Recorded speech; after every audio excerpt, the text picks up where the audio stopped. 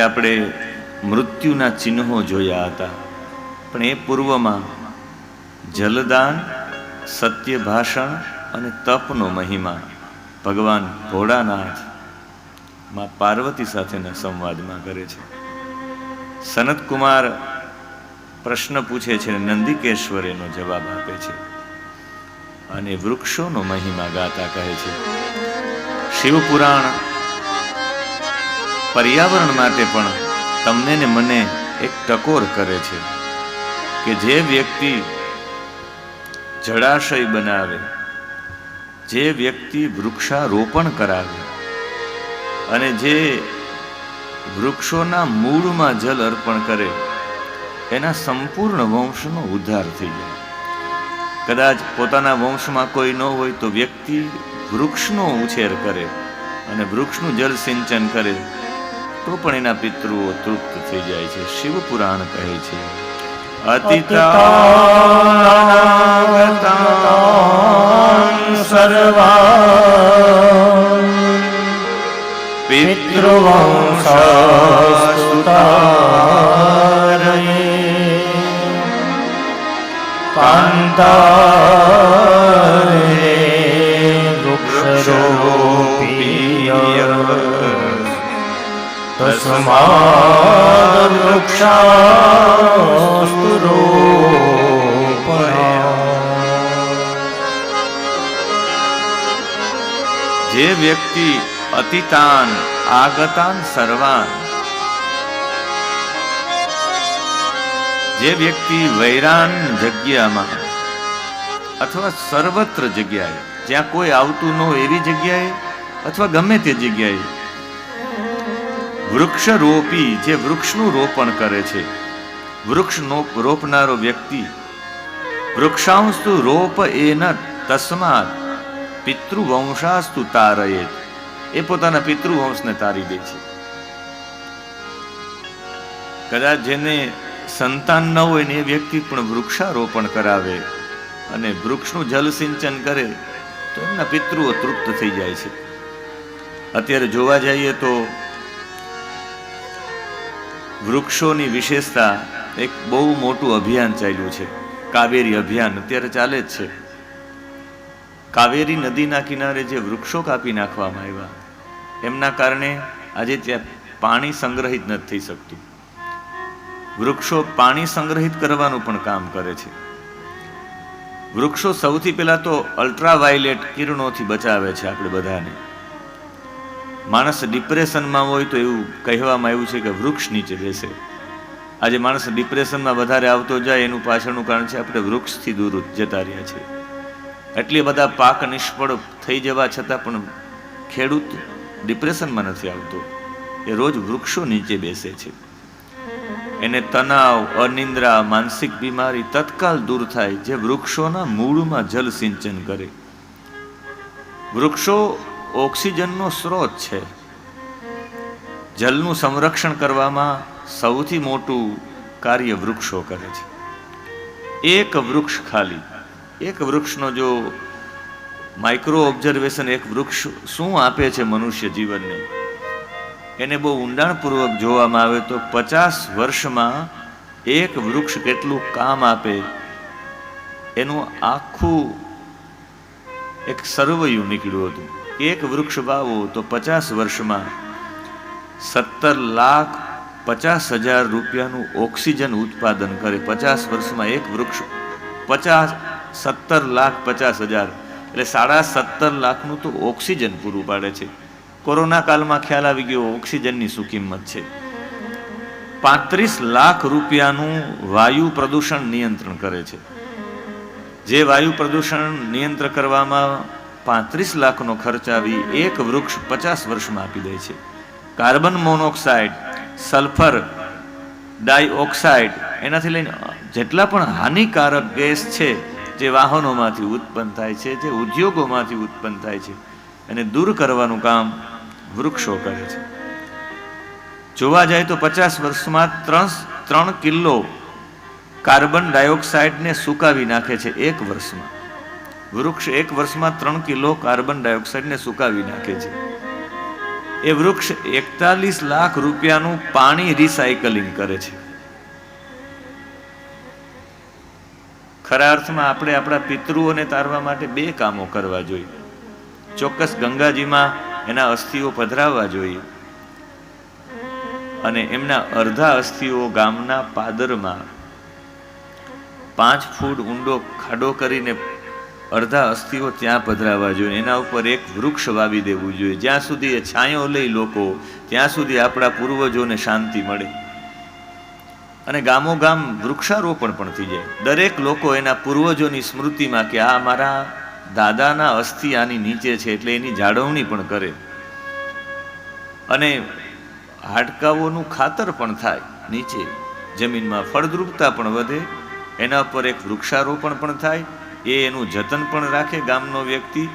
અને એમનાથી પણ વિશેષ તો એ છે જ્યાં સુધી લોકો છાંયો લે, જ્યાં સુધી એ કાર્બન ડાયોક્સાઇડ લઈને શુદ્ધ ઓક્સિજન આપે, ત્યાં સુધીનું એનું પુણ્ય એના પૂર્વજોને મળે.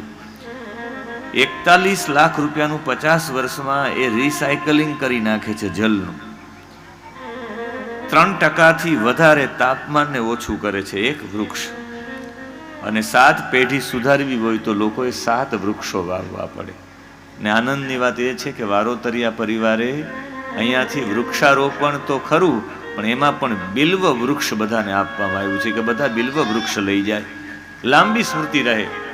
સાલ ઓઢાડવામાં આવે તો સાલ તો કદાચ 1-2 દિવસ માટે રાખે, અથવા શિયાળામાં કામ આવે, ક્યાં કોઈને આપી દેવામાં કામ આવે, એ લાંબી સ્મૃતિ ન રહે. પણ અહીંયાથી લઈ ગયેલા બિલીપત્રના એ વૃક્ષને, એ બિલ્વ વૃક્ષને જો ક્યાંક વાવી દેવામાં આવે ને બિલ્વ વૃક્ષ મોટું થાય અને ઘણા બધા વર્ષો પછી કોઈ એમાં બિલીપત્ર લઈને શિવજી ઉપર ચડાવવા જાય ત્યારે એને યાદ આવે કે ઓહો, આ બિલીનું વૃક્ષ તો છે ને, અમે વારોતરિયા પરિવારની કથામાં દ્વારકા ગયા હતા ત્યારે મને મળ્યું હતું, એ આ બિલીનું વૃક્ષ છે. લાંબી સ્મૃતિ રહી. લાંબી સ્મૃતિ માટે એમની જરૂરી છે. अस्माकं मध्ये समागताः समप्राप्ताः द्विवेदी महाभागाः अपि समागताः चेत् करतलध्वनिमाध्यमेन वयं स्वागतं कुर्मः. अत्र अध्यापकरूपेण पाठयन्ति एवं मार्गदर्शनं कुर्वन्ति ये विद्यावारिधि छात्राः सन्ति तेषां कृते महोदयानां मार्गदर्शनं भवति. चेत् स्वागतं कुर्वन् अस्मि सम्प्रति.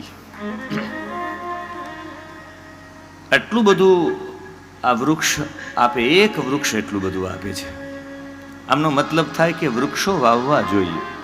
શિવપુરાણ વૃક્ષ તરફ લઈ જવા માંગે છે. આપણે ક્યારેય જળાશય, વૃક્ષારોપણ કે વૃક્ષના મૂળમાં કરેલું જલ સિંચન છે નિષ્ફળ જતું નથી. એટલે વેરાન જગ્યામાં વૃક્ષારોપણ કરવું જોઈએ. અને જે પિતૃવંશાસ્તુ તારય, પિતૃવંશોને તારવા માટે વૃક્ષારોપણ કરવું જોઈએ. એમના પછી સત્યનો મહિમા બતાવવામાં આવ્યો છે.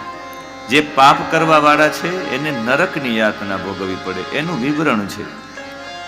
જે વ્યક્તિ ઘેટા બકરાઓને વેચીને જીવિકા ચલાવે છે, જે પશુ હિંસા કરે છે, અને તે કસાય છે જે વારંવાર બધું કાપે છે, બીજા જન્મમાં વહની જ્વાલ નામના નરકમાં પડે છે.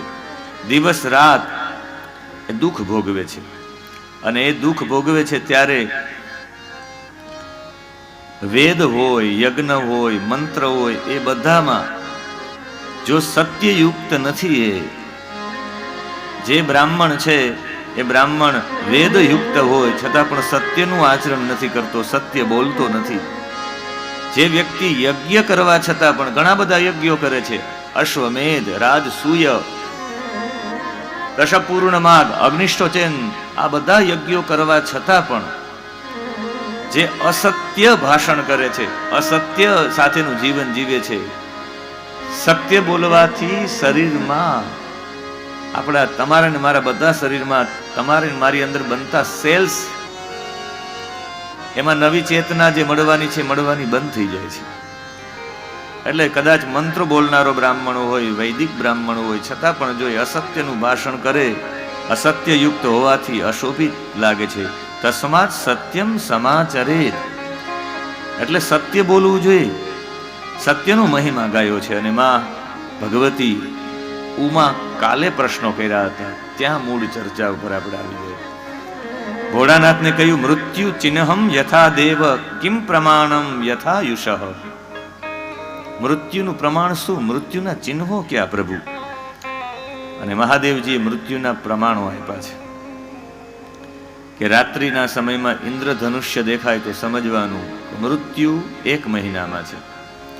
મધ્યાહન સમયે ઉલ્કાપાત થતા દેખાય તો સમજવાનું મૃત્યુ 1 અઠવાડિયામાં છે. તમારા મસ્તક ઉપર ગીધ, કાગડો અને કબૂતર વારંવાર આવીને બેસે તો સમજવાનું મૃત્યુ 1 માસમાં છે. નાભીમાં આહટ થાય તો સમજવાનું મૃત્યુ 6 મહિનામાં છે. સતત ઘોડા દોડતા હોય એવું લાગે તો, એક સાથે મલ, મૂત્ર, છીંક અને રેતસ એક સાથે નીકળી આવે તો 1 માસમાં મૃત્યુ. આ નાક ત્રિદોષમાં નાક ગળવા માંડે તો 15 દિવસમાં મૃત્યુ. મુખ, કંઠ અને કંઠ એક સાથે સુકાઈ જાય, વારંવાર સુકાઈ જાય, 6 માસમાં મૃત્યુ થઈ જાય છે. જીભ ફૂલી જાય, જાડી થઈ જાય, દાંતમાંથી પરુ નીકળે તો સમજવાનું 6 માસમાં મૃત્યુ છે. કાલે મેં આમના ઘણા બધા લક્ષણો બતાવ્યા, પણ માં ભગવતી પૂછે કે હે પ્રભુ, આ જીતી શકાય આ મૃત્યુને? ત્યારે ભગવાને કહ્યું કે હા, મૃત્યુને જીતી શકાય. કારણ કે 24 તત્વની આ પ્રકૃતિ છે ને પ્રકૃતિની ઉપર છે એ પ્રાકૃતિક બ્રહ્મ છે. 5 મહાભૂત છે, પૃથ્વી, જલ, તેજ, વાયુ અને આકાશ. એની 5 તન માત્રા છે, રસ, રૂપ, ગંધ, શબ્દ અને સ્પર્શ. એને સમજવા માટે 5 જ્ઞાનેન્દ્રિયો છે, ક્ષોત્ર, ત્વચા, નાસિકા, ચક્ષુ અને રસના, આંખ, કાન, નાક, જીહવા અને ચામડી. એને કૃતિમાં લેવા માટે 5 કર્મેન્દ્રિય છે, હાથ, પગ, મળમૂત્રના દ્વાર અને મુખ. અને પછી અંતકરણ ચતુષ્ટયમ, એમ મન, બુદ્ધિ, ચિત્ત, અહંકાર, 24 તત્વો થાય. અને મૃત્યુને જીતી શકાય તો કે મહાદેવજી કહે કે હા, યોગાભ્યાસથી મૃત્યુને જીતી શકાય. રોજ માટે જે વ્યક્તિ પ્રાણાયામ કરે, પ્રાણાયામ કરનારો વ્યક્તિ પ્રાણને જેને જીતી લીધું એને બધું જીતી લીધું. જેને વાયુને જીતી લીધો છે એને જગત જીતી લીધું છે. એટલે પ્રાણનો આયામ છે એને જ પ્રાણાયામ કહેવાય. એટલે રોજ માટે પ્રાણાયામ કરવો જોઈએ. જે વ્યક્તિ 16 પ્રાણાયામ પોતાના જીવનમાં રોજ માટે કરે, એના શરીરમાંથી દુર્ગંધ નહીં, સુગંધ આવવા માંડે. હું શ્રી શ્રી રવિશંકર મહારાજજી સાથે રહ્યો છું, મને અનુભવ છે. સેન્ટ નથી છાંટતા તો પણ એને શરીરમાંથી સુગંધ જ આવે છે. પૂરક, કુંભક અને રેચક ઘણી પ્રાણાયામની પ્રક્રિયાઓ છે, પણ ખરા અર્થમાં આપણે જે પ્રાણ, આમ તો પ્રાણની અવસ્થા જોવાય તો 10 પ્રકારના પ્રાણવાયુની ચર્ચા આપણા શાસ્ત્રોમાં કરી છે. 10 પ્રકારના પ્રાણવાયુ છે જેના ભેદ કહેવામાં આવ્યા છે. એ પ્રાણવાયુમાં સૌથી પ્રાણને પ્રયાણ કરે એટલે એને પ્રાણ કહેવાય. જે પ્રાણને પ્રયાણ કરે છે, મલમૂત્રના દ્વારમાં મલમૂત્રના ત્યાગ કરવા માટે જે વાયુનું, જે પ્રેશરની જરૂરિયાત પડે એને અપાન નામનો વાયુ કહેવાય. સંપૂર્ણ આપણા શરીરના અંગોને વધારતો બધામાં વ્યાપ્ત રહે એને વ્યાન નામનો વાયુ કહેવાય. આપણે નાના હોય ત્યારે આપણી આંગળીઓ નાની હોય, પછી આંગળીઓ મોટી કેમ થાય? આપણા શરીરના અંગો કેવી રીતે મોટા થાય? વ્યાન નામનો વાયુ છે. વાયુ સંપૂર્ણ અંગોને વધારતો બધામાં વ્યાપ્ત રહે ને વ્યાન નામનો વાયુ કહેવાય. આપણા જેટલા મર્મસ્થાનો છે, આ ભાગ છે, આ ભાગ છે, આ ભાગ છે, જેટલા મર્મસ્થાનો છે એને ઉદ્વેજિત કરતો વાયુ કોઈ હોય તો ઉદાન છે, અને ઊંચો જે વાયુ આવે છે ઉદાન વાયુ છે. બધા અંગોમાં સમભાવ રહે, સમભાવ સાથે રહે ને ભોજન પાચન કરાવવામાં જેનો સહયોગ છે એ વાયુનું નામ છે સમાન નામનું. એટલે કદાચ અમારા પંડિતો આપને ભોજન કરાવવા સમયે, નૈવેદ્ય સમયે કહેતા હશે કે આમ હાથ રાખી નાખો. ઓમનાભ્યાસીદંતરિક્ષગો શેષણ્યો સમવર્તત પદ્ભ્યામ ભૂમિર્દિશઃ શ્રોત્રા તથા લોકાન અકલ્પયન્. પછી તમને કહેતા હશે કે પહેલી 2 આંગળીથી આને પ્રાણ મુદ્રા કહેવાય. આ 2 આંગળીનો અંગૂઠો આમ કરી અને પ્રાણ મુદ્રા કહેવાય. પ્રાણનું પ્રયાણ બરાબર કરવું હોય તો 2 આંગળીઓ અને આમ એની સાથે આમ હાથ ઘસવાથી પ્રાણ નામનો વાયુ બરાબર રહે. પ્રાણ નામના વાયુને બરાબર કરવા માટે ઋષિઓએ આપણા 5 પ્રાણ બરાબર એના માટેની વ્યવસ્થા કરી છે. આ છે પ્રાણ. પછી વચ્ચેની 2 આંગળી આને અપાન નામની મુદ્રા કહેવાય. અપાન નામનો વાયુ મલમૂત્રનો ત્યાગ ન થતો હોય, લોકોને ખેંચાવા પડતા હોય, અપાન નામનો વાયુ બરાબર રહે એના માટેની મુદ્રા છે અપાન. આ 2 આંગળી. પછી આને છોડી દેવાની છેલ્લી 2 આંગળી વ્યાન નામનો વાયુ, જે સંપૂર્ણ શરીરમાં વ્યાપ્ત થઈને રહી બધા અંગોને વધારવા વાળો છે. એ વ્યાન નામના વાયુની મુદ્રા આ 2 આંગળી છે. પછી છેલ્લી અને પેલી આંગળી અંગૂઠો એ આમ ઘસવાનું, આને ઉદાન નામનો વાયુ કહેવાય. જે ઉદાન નામનો વાયુ મર્મ સ્થાનોને ઉદ્વેજિત કરે અને ઊંચો લઈ જાય છે. આ ઉદાન નામનો વાયુ બરાબર રહે. પછી સર્વાંગુલી ભી સમાન, એ બધી આંગળીઓ અને અંગૂઠો આને સમાન નામનો વાયુ કહેવાય. ભોજનનું પાચન થઈ જાય. એટલે આપણે આમ કરીએ એનો મતલબ છે ભગવાનને જમાડવા સાથે આપણા 5 પ્રાણવાયુ બરાબર, પ્રાણ, અપાન, વ્યાન, ઉદાન અને સમાન બરાબર રહે. એના માટે તો આ વ્યવસ્થા ગોઠવી છે ઋષિઓ જમાડવાની. બાકી તો થાળ ગાઈ લે તો ભગવાન જમી લે. પણ પછી આમ બધાને ફાવે નહીં, એટલે ભૂદેવો કહે ચાલો આમ કરો.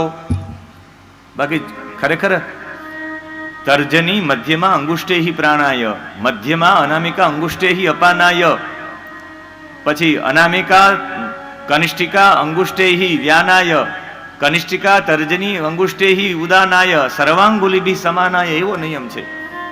તમે કોઈ પણ દેશમાં જાઓ ત્યાં ડોલર ચાલે, યુરો ચાલે, પાઉન્ડ ચાલે, ગમે કયો આમ કયો ને મુદ્રા કરો એટલે ખબર પડી જાય કે પૈસાનું જ કહે છે. ડિનર હોય, બ્રેકફાસ્ટ હોય કે લંચ હોય, આમ કયો એટલે ખબર પડે કે ભોજનની જ વાત છે. આ મુદ્રા છે. એટલે મુદ્રાથી ભગવાનને જમાડવાની પદ્ધતિ છે. એમ આપણા એ 5 પ્રાણ વાયુ, 5 પ્રાણ મુખ્ય છે, પણ એનાથી પણ એની અંતર્ગત પણ બીજા 5 પ્રાણ છે. એમાં સૌથી મોટા પ્રાણ હોય તો મુખેથી ગળવાનું, આમાં પણ વાયુ જોઈએ. વાયુ વિના આમ ગળી ન શકાય. અને આ જે આપણે વાયુ ગણીએ છીએ એ પ્રાણનું નામ છે નાગ નામનો પ્રાણ. એ ઉપપ્રાણ કહેવાય. નાગ નામનો પ્રાણ ન હોય તો આપણે કોઈ પણ વસ્તુને ગળી ન શકીએ. પછી આપણે આ આંખ ખોલવાનો વ્યાપાર કરીએ છીએ, આમ આંખ બંધ કરીને ખોલીએ. આની અંદર કુર્મ નામનો વાયુ છે. એ કુર્મ નામનો પ્રાણવાયુ છે. એ કુર્મ નામનો પ્રાણવાયુ છે એટલે આંખ બંધ થાય ને ખુલ્લી થાય. કુર્મ નામનો પ્રાણવાયુ છે. આપણે છીંક ખાઈએ એમાં પણ એક ઉપપ્રાણ છે, ઉપપ્રાણવાયુ, જેને કૃકલ નામનો પ્રાણવાયુ કહેવાય. છીંક ખાવામાં પણ હવા બહાર નીકળે છે. આપણે બગાસું ખાઈએ ત્યારે પણ એક વાયુ બહાર નીકળે છે. એ પ્રાણવાયુનું નામ છે દેવદત્ત. અને પછી સંપૂર્ણ શરીરમાં વ્યાપ્ત થઈને પણ રહે. માણસનું મૃત્યુ થઈ જાય પછી પણ એ શરીર નથી છોડતો. એ પ્રાણવાયુનું નામ છે ધનંજય. એટલે જ્યાં કૃષ્ણ ધનંજય તરીકે સંબોધન કરે ગીતાજીમાં, ત્યારે અર્જુન તો ખરા, પણ જે મૃત શરીરને પણ છોડીને દેતો એવા પ્રાણવાયુ તરીકે પણ ધનંજય નામ આપવામાં આવે છે. અને આ જે 5 પ્રાણવાયુ છે એના ઉપપ્રાણ છે. એમ થઈને 10 થાય છે. જે પ્રાણાયામ કરે, જેવી રીતે તમને એક પણ કર્મ એવું નહીં હોય કે જેમાં બ્રાહ્મણોએ, ભૂદેવોએ પ્રાણાયામ નહીં કરાવ્યું. જમણો અંગૂઠો જમણા નાકથી આમ દબાવીએ. આજે એવા માટે હું અઘરું લઉં છું કે છેલ્લે કઢી હોય કે છાશ હોય, છેલ્લે ઘાટી જ આવે. એટલે છેલ્લા દિવસે કદાચ ભારી આવે કથા તો સહન કરી લેજો, કારણ કે છેલ્લા દિવસે તો એમ જ હોય ને. કૈલાસ સંહિતા હજી આનાથી તો અઘરું હું લઈ જવા માંગુ છું. 11 વાગે તો આનાથી વધારે અઘરામાં તમને લઈ જઈશ. પણ છેલ્લો દિવસ છે તો હવે છેલ્લા દિવસે મને એમ છે કે આખું તત્વ સમજાવી દો, શિવ તત્વ. અઘરામાં અઘરી બાબત પણ સરળ કરીને સમજાવવાનો પ્રયત્ન કરી. કદાચ ન સમજાય તો મને કહેજો. આજે આપણી કથા 12 વાગે વિરામ થઈ જશે. 11:15 જ કરી નાખશો. એટલે છેલ્લે બધાનું આભાર દર્શન પણ થાય. ને આજે ડૉક્ટર સાહેબ કંઈક બોલે એવી મારી ઈચ્છા છે આભાર દર્શનમાં. કારણ કે પોતે એટલા દિવસ સુધી એકદમ શ્રોતા થઈ એકદમ આનંદપૂર્વક, મને આ દ્વારિકામાં આ કથાનો મને આનંદ એ છે કે બધાએ એક આસને અને ધ્યાનપૂર્વક સાંભળી. બધા લોકોએ આવીને બેઠા છે. સંપૂર્ણ એમનો આનંદ છે કે એક પણ વ્યક્તિએ એવું નથી વિચાર્યું કે અમે કથાથી બહાર જાય, પણ બધા આનંદપૂર્વક બેસીને કથા સાંભળી. મને દ્વારકાધીશની ભૂમિમાં સારા શ્રોતાઓ મળ્યા એનો મને ખૂબ આનંદ છે, અતિ આનંદ છે. એક સારા શ્રોતા મળે ત્યારે બીજી બધું કંઈ જરૂરિયાત ન પડે. આપણે એમ થાય કે સારા શ્રોતા મળે એટલે એનો વિશેષ આનંદ થાય. તો એક સારા શ્રોતા મળવા એ પણ એક સદભાગ્ય છે, એટલે હું સદભાગ્ય સમજું છું. અને જ્યારે પ્રાણાયામ કરે એટલે જમણો અંગૂઠાથી જમણું નાક દબાવ્યા, ડાબા નાકથી શ્વાસ લે, પછી આ છેલ્લી 2 આંગળીથી ડાબું નાક પણ બંધ કરી દે. આ 2 આંગળીઓ ઊંચીને પછી આ 2 આંગળીઓથી આ 2 નાક બંધ કરીને શ્વાસને રોકવાનો છાતીમાં. છાતીમાંથી પેટમાં લઈ આવો, પેટમાંથી ઉપર લઈ આવો. પૂરક, કુંભક ને રેચક ને એ મારે તમને સમજાવવું, હાવ સાદી ભાષામાં સમજાવું. છાતીમાં પ્રાણને રોકવાનું, પેટમાં રોકવાનું, પછી મસ્તકમાં લઈ જવાનું, પછી પાછો પેટમાં લઈ આવવાનું, પછી પાછું છાતીમાં લઈ આવવાનું, પછી જમણો અંગૂઠો આમ ખોલી નાખવાનું, પછી ધીમે ધીમે શ્વાસને બહાર કાઢવાનો. અહીંયા શ્વાસ એવી રીતે બહાર કાઢવાનો કે લોટ હાથમાં હોય તો લોટ પણ ન ઉડે, એમ ધીમે ધીમે શ્વાસને બહાર કાઢવો. આ પ્રક્રિયા પ્રાણાયામની પ્રક્રિયા છે. રોજ માટે ઓછામાં ઓછા 16 કરવા જોઈએ. અને જે આવા પ્રાણાયામ કરે એના શરીરમાં સહજ સુગંધ પ્રાપ્ત થઈ જાય, એકદમ સહજ રીતે. ભ્રૂ મધ્ય ભાગમાં, આ મધ્ય ભાગમાં અગ્નિને, તેજને ધારણ કરવાનું. વિરાટ પુરુષને ધ્યાન કરી અને એનું ધ્યાન કરવું. અને જ્યારે આવી રોજની પ્રાણાયામની પરંપરા થાય, એ પ્રાણાયામ કરતા કરતા તમે શ્વાસને ઓળખી શકો, શ્વાસને ઓળખતા ઓળખતા પ્રાણને ઓળખી શકો. અને પ્રાણની ઉપર તો આત્મા વિરાજિત થઈને આવે છે. આત્માનું વાહન જ પ્રાણ છે. અને જ્યારે તમે એ બરાબર એને ઓળખી શકો એટલે નાદની સ્થિતિમાં તમે જતા રહ્યો. અને શિવ પુરાણ કહે કે નાદની, પ્રાણાયામમાં નાદ સિદ્ધિનો ક્રમ છે. નાદ સિદ્ધ થતો જાય. અને પેલો નાદ સિદ્ધ થાય એટલે પહેલા વહેલા તમારા જીવનમાં અવાજો આવવા માંડે છે. અને એ અવાજમાં પહેલા વહેલા ઘોષ સંભળાય. તમને સમુદ્રની ગર્જના સંભળાય. અદ્યાપી શ્રૂયતે ઘોષો દ્વારવત્યા અર્ણવે હરે હે અવિદ્યો વા સવિદ્યો વા બ્રાહ્મણો મામ કીર્તન. ગર્ગ સંહિતા એવું કહે. આજે પણ સમુદ્રમાંથી એક ઘોષ સંભળાય છે. પહેલા પહેલા સમુદ્રના તરંગોનો અવાજ આવે. પ્રાણાયામ કરતા કરતા નાદ સિદ્ધ થાય એટલે પહેલો વહેલો જે અવાજ આવે સમુદ્રની ગર્જનાનો આવે. તમે આંખ બંધ કરીને બેસો આમ, પછી નાદની સ્થિતિ છે, પછી તમે ધ્યાનમાં બેસો એટલે પહેલા પહેલા તમને અવાજ સંભળાય, સમુદ્રના મોજાઓનો અવાજ સંભળાય. એના પછી તમને કાંસ્યમ એટલે ઝાંઝ સંભળાય. સહેજ ઝાંઝ થઈ જાય, ઝાંઝનો અવાજ આવે. પછી તમે આમ પ્રાણાયામ કરી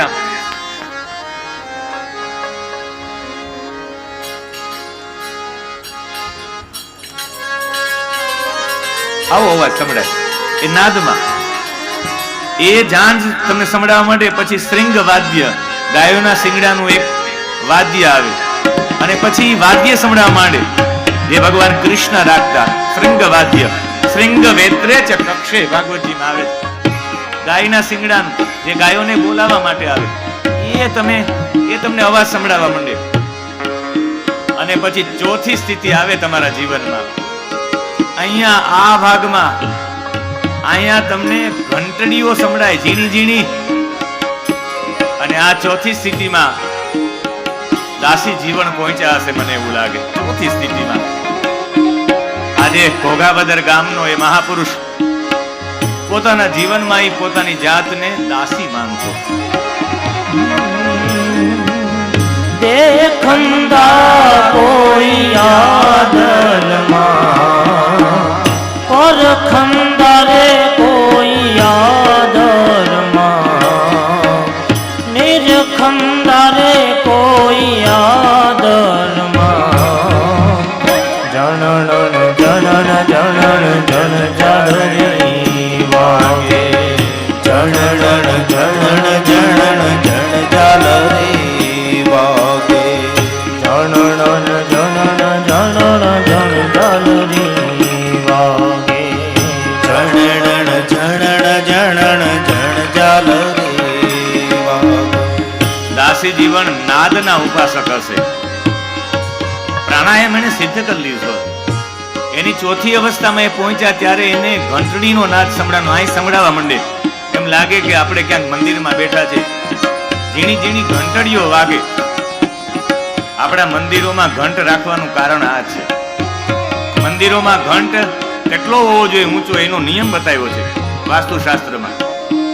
મસ્તકની ઉપર રહેવો જોઈએ.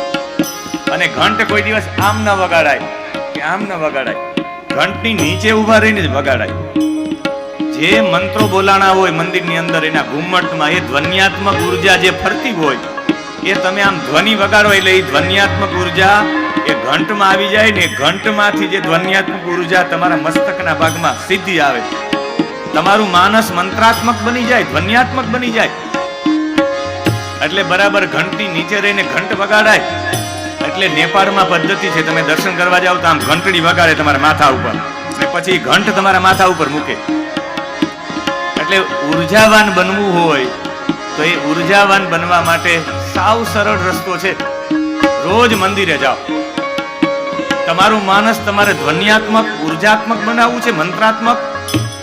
તમે નિર્ણયો બરાબર નથી લઈ શકતા, અનિર્ણાયક તમારી સ્થિતિ છે, તમારે વધારે પડતું નિર્ણય વાળું થવું છે તો જાઓ મંદિરે, રોજ ઘંટ વગાડો, ધ્વન્યાત્મક ઉર્જા સીધી માથામાં.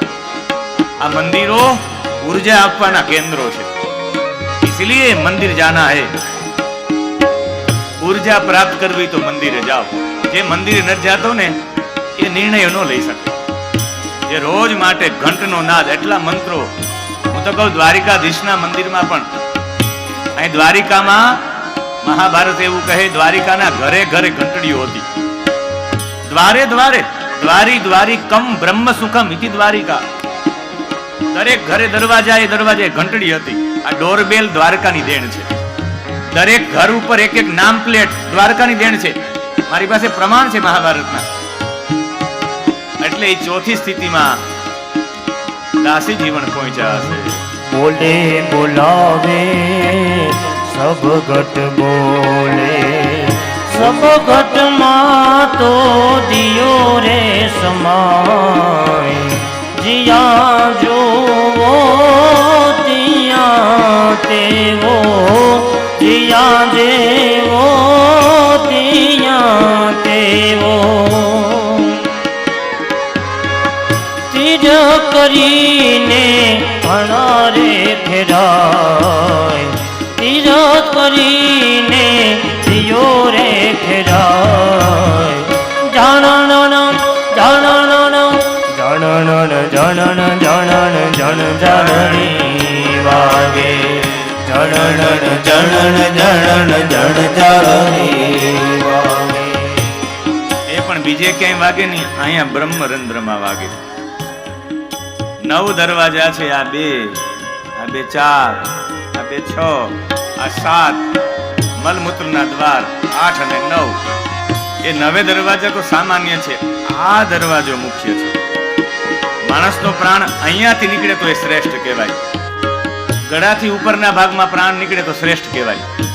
બાકી મલમૂત્રના દ્વારથી પણ પ્રાણ નીકળે. મલમૂત્રનો ત્યાગ થઈ જાય તો સમજવાનું કે પ્રાણ ત્યાંથી નીકળ્યો. આંખમાંથી ચેપડા નીકળે તો સમજવાનું પ્રાણ અહીંયાથી નીકળ્યો. કાનમાંથી રસી નીકળે તો સમજવાનું મૃત્યુ સમય કાનમાંથી પ્રાણ નીકળ્યો. નાકમાંથી લોહી નીકળી જાય સમજવાનું નાકમાંથી પ્રાણ નીકળ્યો. આમ મુખ ખુલ્લું રહી જાય તો સમજવાનું કે મુખમાંથી પ્રાણ નીકળ્યો છે. પણ અહીંયાથી નીકળે ને એ સૌથી શ્રેષ્ઠ. એટલે દાસી જીવને અહીંયા અવાજ સાંભળ્યો હશે, નાદની સ્થિતિ. નવે દરવાજા નવે રમતગા, દસમે મોલે ઓ દેખાય. સોહે મહેલ મારે મેરમ બોલે, સોહી મહેલ મારે મેરમ બોલે. આપ ત્યાગે વો ઘેર જાય, આપ ત્યાગે વો ઘેર જાય. જાણણ